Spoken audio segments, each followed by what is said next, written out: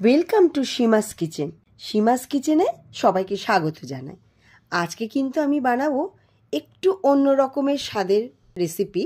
এটার নাম হলো থোর ঘন্ট। বড়ি দিয়ে রান্না করব। থোর নাম শুনলেই অনেকেরই জিভে জল আসে আর ভয়ের চোটে গায়ে জ্বরও আসে। আমি আজকে যে থোর ঘন্টটা বানাবো সেটা একদম সহজভাবে বানাবো। আপনারা এইভাবে বানালে খুব তাড়াতাড়ি থোর ঘন্টটা বানিয়ে ফেলতে পারবেন। আমি কেটে নিয়েছিলাম একদম আলুর মতো ঝিরিঝিরি করে থোরগুলোকে, এবং তারপর আমি থোরগুলোকে একটা কড়াইয়ে ভালো করে সেদ্ধ করেছিলাম অল্প, সেটাকে নামিয়ে রাখলাম। জল ঝরিয়ে নিয়েছি।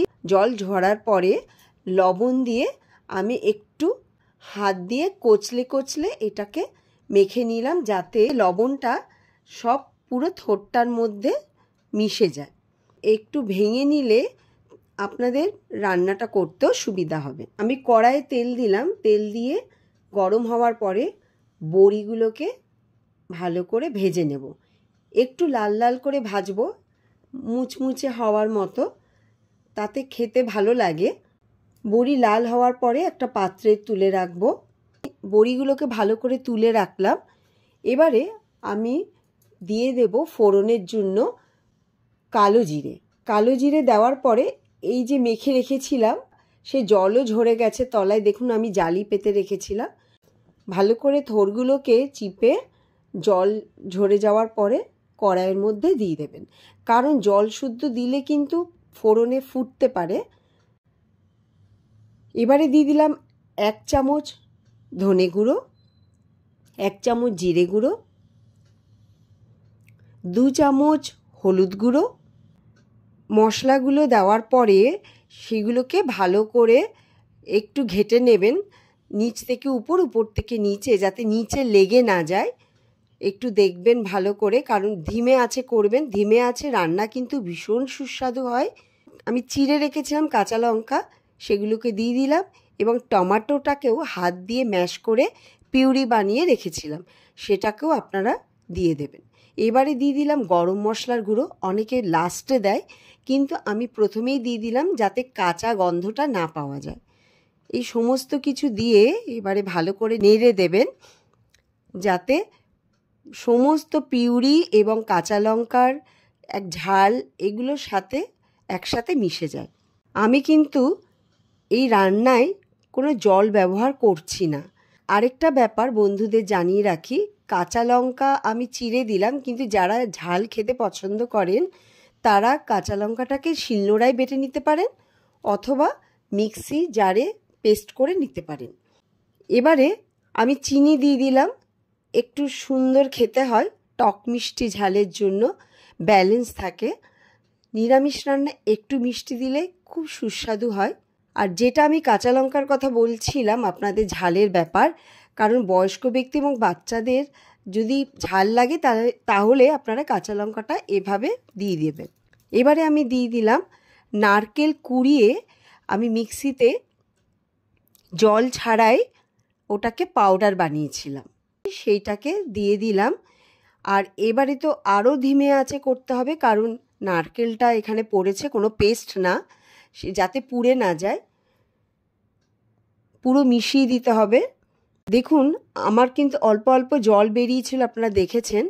এই নারকেলটা দেওয়াতে জলটা কিন্তু অনেকটাই অ্যাবজর্ব করেছে। আর যদি ঝাল খেতে চান এরকম একটু পেস্ট করে দেবেন চামচ দিয়ে। এটা দেখতে পাচ্ছেন একদম নিরামিষ রান্না করছি। যারা নিরামিষ, পুরো পিওর ভেজ যারা খায়, নিরামিষ যারা খান তাদের জন্য একদম এটা আইডিয়াল। এটা একদম আপনারা রান্না করে যারা বিধবা মানুষ এবং যারা সম্পূর্ণ নিরামিষ তাদের জন্য আপনারা এই রান্নাটা অতি অবশ্যই করে খাওয়াতে পারেন। এবারে আমি যে জলটা দেব, এই জলটা কিন্তু আমার টমেটো পিউরি এবং কাঁচা লঙ্কা যেটা চিড়ে রেখেছিলাম সেইখানে যেটা যতটুকু ছিল, সেই কারণে অল্প একটু জল দিয়ে এটাকে মিশিয়ে দিলাম। আমি পুরোটাই ধিমে আঁচে রান্না করছি। সীমাস কিচেনের বৈশিষ্ট্য হলো অতি কম সময়ে, অল্প খরচে, কম মশলায় সুস্বাদু রান্না।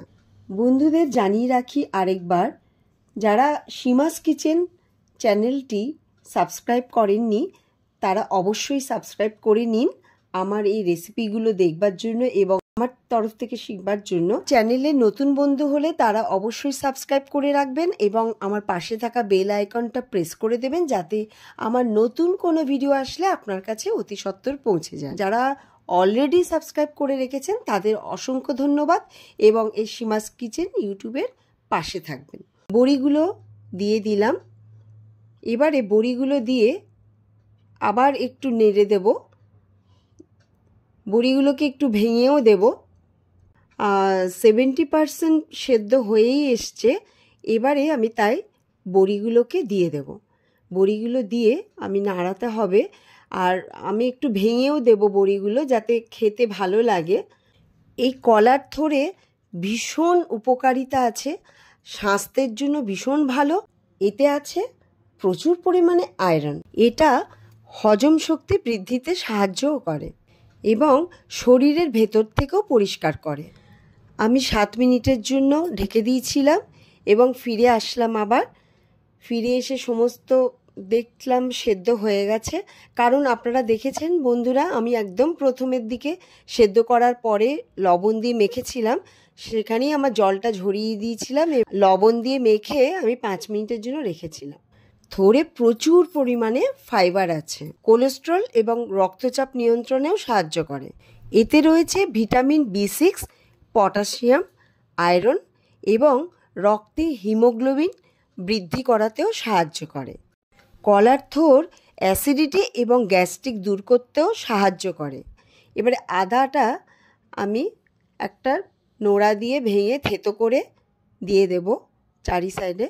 লাস্টে দিচ্ছি, সেন্ট একটা সুন্দর গন্ধ হয় আদা পরে দিলে, সুন্দর গন্ধও বেরিয়েছে।